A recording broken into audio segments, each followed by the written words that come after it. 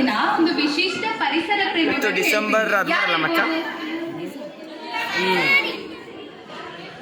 ಅವರೇ ವೃಕ್ಷ ಮಾತೆ ಸಾಲು ಮರದ ತಿಮ್ಮಕ್ಕ. ಹೌದು, ವೃಕ್ಷ ಮಾತೆ ಸಾಲು ಮರದ ತಿಮ್ಮಕ್ಕ. ತಮಗೆ ಅವರಿಗೆ ಮಕ್ಕಳಿರ್ಲಿಲ್ಲ, ಆ ಕಾರಣಕ್ಕಾಗಿ ಮರಗಳನ್ನ ತಮ್ಮ ಮಕ್ಕಳಂತೆ ಪೋಷಿಸಿ ಬೆಳೆಸಿದರು. ಹೌದಾ ಮಿಸ್? ಹೌದು. ಯಾಕೆಂತ ಕೇಳಿದ್ರು. ರಸ್ತೆ ಹೆದ್ದಾರಿಯಲ್ಲಿ 284 ಆಲದ ಮರಗಳನ್ನು ನೆಟ್ಟು ಆ ಮರಗಳನ್ನು ಪೋಷಿಸಿದ ಇವರ ಕೆಲಸಕ್ಕೆ ಇಂದು ಹಲವಾರು ಅಂತಾರಾಷ್ಟ್ರೀಯ ಮತ್ತು ರಾಷ್ಟ್ರೀಯ ಪುರಸ್ಕಾರಗಳು ತಿಮ್ಮಕ್ಕನವರಿಗೆ ದೊರೆತಿದೆ. ನೀವು ಕೂಡ ಸಾಲು ಮರದ ತಿಮ್ಮಕ್ಕನವರಿಗೆ ಆಗಬೇಕು. ಮರಗಿಡಗಳನ್ನ ಬೆಳೆಸಬೇಕು, ಪ್ರೀತಿಸಬೇಕು. ಈಗ ಈ ಒಂದು ವನ ಮಹೋತ್ಸವದ ದಿನ ತುಂಬಾ ಸಂತೋಷದ ಸಂಗತಿ ಏನು ಅಂತ ಹೇಳಿದ್ರೆ, ಸಾಲು ಮರದ ತಿಮ್ಮಕ್ಕನವರು ನಮ್ಮ ಶಾಲೆಗೆ ಬರ್ತಾ ಇದ್ದಾರೆ. ಹೌದಾ ಮಿಸ್? ನನ್ನ ಮಕ್ಕಳು ಇರೋದ್ರ ರಜೆ ಕೊಟ್ಟಿದ್ರೆ ಗೊತ್ತಿತ್ತಲ್ಲ. ನಮಸ್ಕಾರ, ನಾನು ನಿಮ್ಮ ಸಾಲು ಮರದ ತಿಮ್ಮಕ್ಕ. ನಾನೇ ಮತ್ತೆ ಯಾಕೆ ಬಂದಿದ್ದೀನಿ ಗೊತ್ತಾ?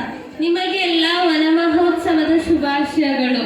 ಮಕ್ಕಳೇ, ನಾನು ಒಂದಿಷ್ಟು ಕಿವಿ ಮಾತು ಹೇಳ್ತೇನೆ. ನಾನು 100 ಮರ ಗಿಡಗಳನ್ನು ಮಕ್ಕಳಂತೆ ಪೋಷಿಸಿ ಬೆಳೆಸಿದ್ದೇನೆ. ನಿಮಗೆ ಉಸಿರಾಡಲು ಗಾಳಿ ಸಿಗುವುದು ಮರದಿಂದ, ತಿನ್ನೋಕೆ ಹಣ್ಣು ತರಕಾರಿ ಸಿಗುವುದು ಸಸ್ಯಗಳಿಂದ. ಅವು ಕೂಡ ಮರಗಳನ್ನು ಬೆಳೆಸಬೇಕು. ಪ್ರಕೃತಿಯ ಹಸಿರಿನಿಂದ ಕೂಡಿ ಸುಂದರವಾಗಿ ಕಾಣಿಸುತ್ತದೆ. ಅದಕ್ಕೆ ನೀವು ಕೂಡ ಮರ ಗಿಡಗಳನ್ನು ಬೆಳೆಸಬೇಕು. ಹಸಿರು ಉಳಿಸಿ, ಹಸಿರು ಬೆಳೆಸಿ. ನಾ ಇನ್ನು ಬರ್ತೀನಿ ಮಕ್ಕಳ. ಧನ್ಯವಾದಗಳು.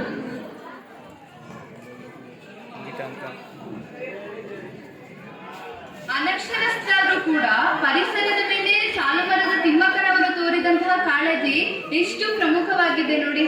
ನಾವ್ ಯಾಕೆ ಮರ ಗಿಡಗಳನ್ನ ಬೆಳೆಸಬೇಕು ಅಂತ ಹೇಳಿದ್ರೆ, ನಮಗೆ ಆಕ್ಸಿಜನ್ ಅನ್ನ ಕೊಡ್ತದೆ, ಹಾಗೆ ಹಣ್ಣು ಹಂಪಲುಗಳನ್ನ ಕೊಡ್ತದೆ, ತರಕಾರಿಗಳನ್ನ ಕೊಡ್ತದೆ.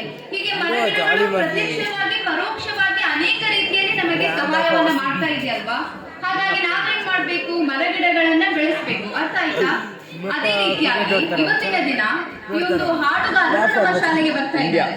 ಅವರನ್ನ ಪ್ರೀತಿಯಿಂದ ಸ್ವಾಗತಿಸ್ತಾ ಇದೆ. ನಮಸ್ತೆ ಸರ್.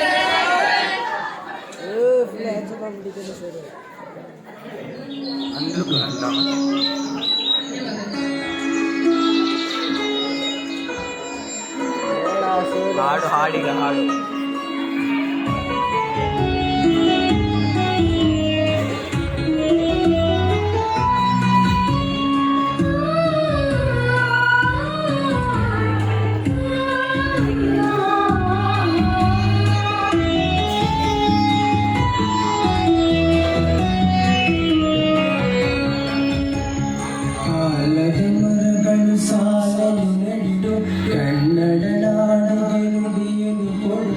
ಕನ್ನಡ ನಾಡಿನ ಇಂದಿನ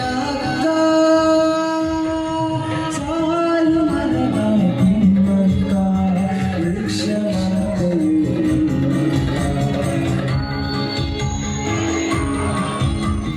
ದೇವರನ್ನು ಸುರಿಸಿ ಎತ್ತರ ಅರಿಸಿ, ಸಾಲು ಮೈಲೆಗಳ ಪಾದವ ಧರಿಸಿ